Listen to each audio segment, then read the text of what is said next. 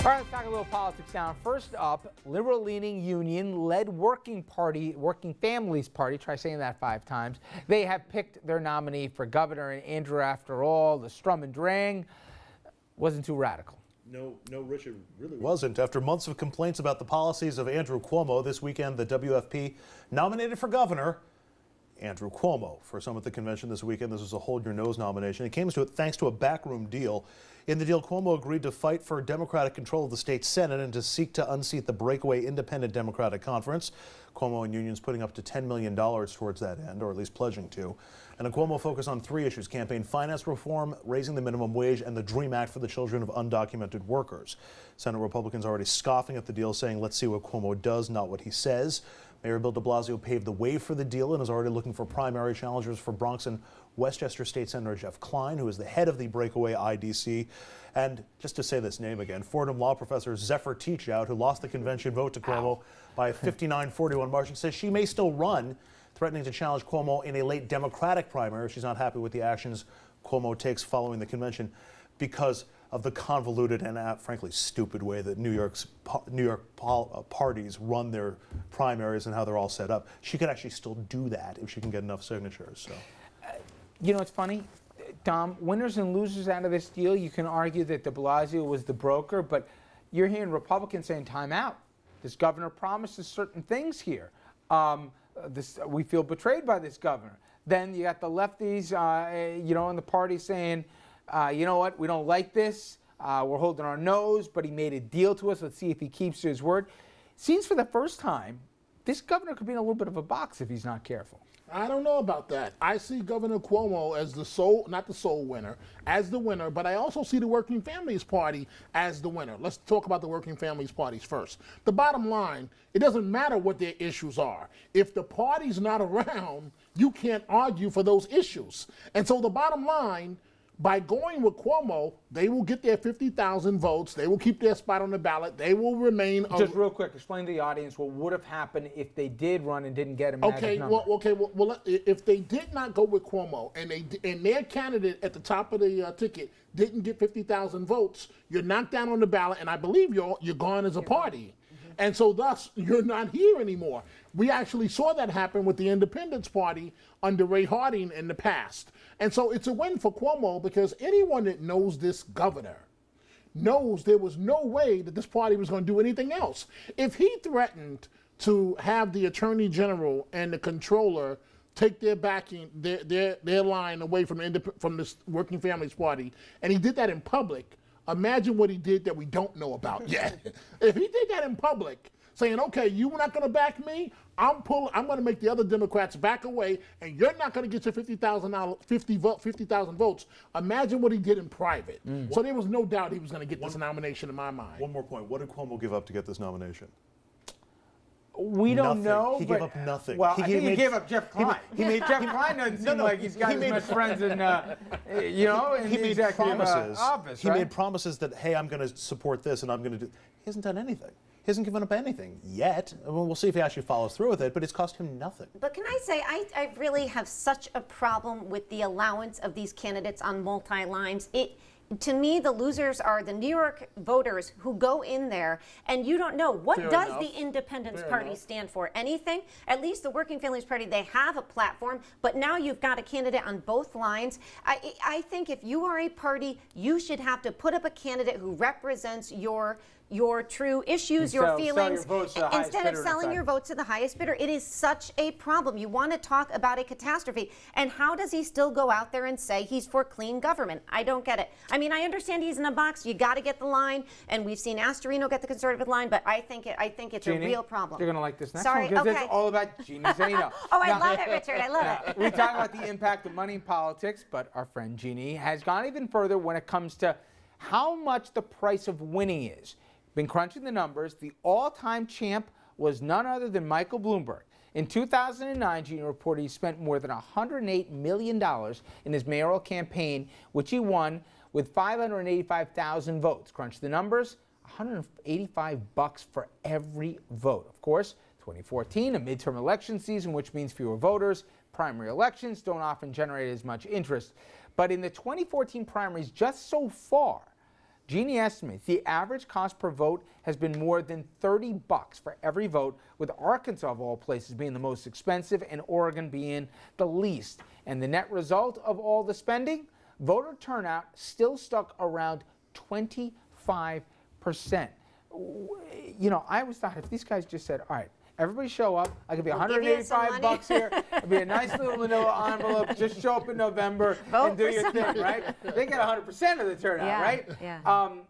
It's getting crazy, isn't it? It is so astounding when you look at it. I mean, we all know that campaign spending, the rise has been incredible, and yet you look at the turnout, we have 8 primary elections going on around the country tomorrow, and yet turnout will be at best 25%, probably closer to around 20%. And these are in states that are key to the future of the Senate and who's going to hold the Senate. So these are not unimportant elections. So it is so astounding when you look at the cost. But then you look at a state like Oregon, has the lowest spending out of that last set of primaries at $11, and yet amongst the second highest turnout. And that tells you something. They have a different way of voting. They allow vote by mail, which is very attractive to people. So there are ways around this, but so far we've had very little discussion on the very boring issue of how we vote, but it's so important.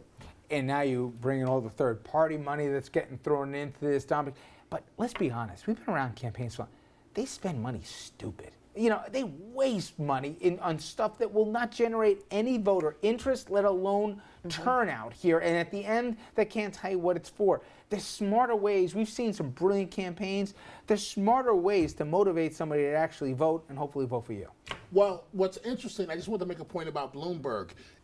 One may say, well, why would he spend all that money? Well, before he became mayor, he was worth $4 billion, and when he left as mayor, he was worth $22 billion. So in Bloomberg's case, it worked, and it gave him a platform where he's now an international figure, speaking at Harvard just the other day. You know, it's funny, Richard, when you talk to politicians about why they have to raise so much money, they call us journalists hypocrites. Or at least that's been my experience. Among other things, yeah. Right, among other things. They say we're hypocrites. They say, because we have to raise all that money to spend money on television advertising, and you guys condemn us, but you're the ones making all the money. That's what they say. Andrew, Erica, the producer just yelled, Mayor, we have to get to George Erica. Clooney. Okay. Senator Clooney, Governor Clooney, President Clooney. Andrew, I know there's some ladies out there who says, tell me more. Rich, this just in from the rampant speculation file. He's been People's Sexiest Man Alive twice. He's Dominic? grossed $1.9 billion. But why live a luxury? Is that a picture of Dominic? No. Why live a life of glamour and luxury when you can run for office? Britain's Daily Mirror, known for their coverage of American politics and celebrity, of course, reports Clooney is leaning towards retiring from the movies and running for office. A Clooney candidacy would hardly be the first intersection of Hollywood and politics. Singer Sonny Bono became a congressman, and Clay Aiken is on the ballot in North Carolina this year. As for actors, lots of B-listers. Fred Grandy, remember him? He played Gopher on The Love Boat. He was later a congressman from Iowa. Al Franken went from Saturday Night Live to the U.S. Senate. Fred Thompson went from Law and Order to the U.S. Senate as well. There's Fred. And there have been a couple of more successful ones. You've had superstar action hero Arnold Schwarzenegger. He was not an action hero as governor of California, but another California governor fared much better. Not that one. Ronald Reagan did very well as a president, not particularly as an actor. And I think people, they may love him, they may hate him for his politics, but people take Clooney seriously. That at least, he's not one of these people who says, "Oh, I'd like to be." He's invested a lot of time, effort. He doesn't embarrass himself when he talks about the issues. I don't know. This doesn't seem as crazy. His father was an anchor, by the way, in Cincinnati and other places. Not gonna happen. It's one thing. I mean, I hate to rain on Mr. Clooney's parade. No, you don't. But go ahead. I mean, he's a good-looking brother and all of that. He'll be heartbroken with what I have to say. But Richard, at the end of the day, it's one thing when you're dealing with entertainment media and they're sitting there, over every word you say. The first day in a news conference, when he faces 20 hard questions, one after another, and he's got to give up his $20 million a movie? Not going to happen. Please. Have you seen some of the rocket scientists? It's Dominic who's going to stop him. Have you seen some of the rocket scientists elected that we're dealing with now? Or some of the guys running for office? That's a good point. Please. That's a good point. I got to concede that one. That's a good point. Admit it a little bit. if you have somebody that looks like Clooney, What am I admitting? would it at all? I think Richard likes George Clooney. Go ahead, Richard. No, wouldn't it all sway your vote at all where you would be like, not bad. I would Based Based buy on it his him. looks, absolutely not, Richard. What do you think of me? Absolutely not. No, but to Dominic's point, it has, they can be a bit thin-skinned sometimes, and he's going to have to get very over that. thin-skinned. Listen, this is a guy who's gone after the paparazzi. You're right, he hasn't embarrassed himself.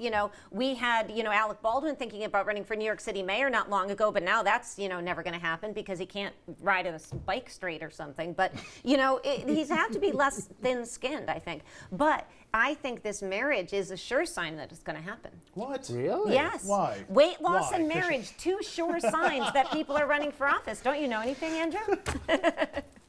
Not about either topic. I have no idea how to transition in that, but I will try. First of all, goodbye, you three. When we come back, though, we are going to tell you about a program we're very proud of that we are going to be bringing you this Friday because it is an anniversary that, as they say, a day the world would never forget. I'm talking about D-Day. A look back here as we prepare a tribute to those who lost their lives and fought for the nation nearly 70 years ago to the day. We'll be right back.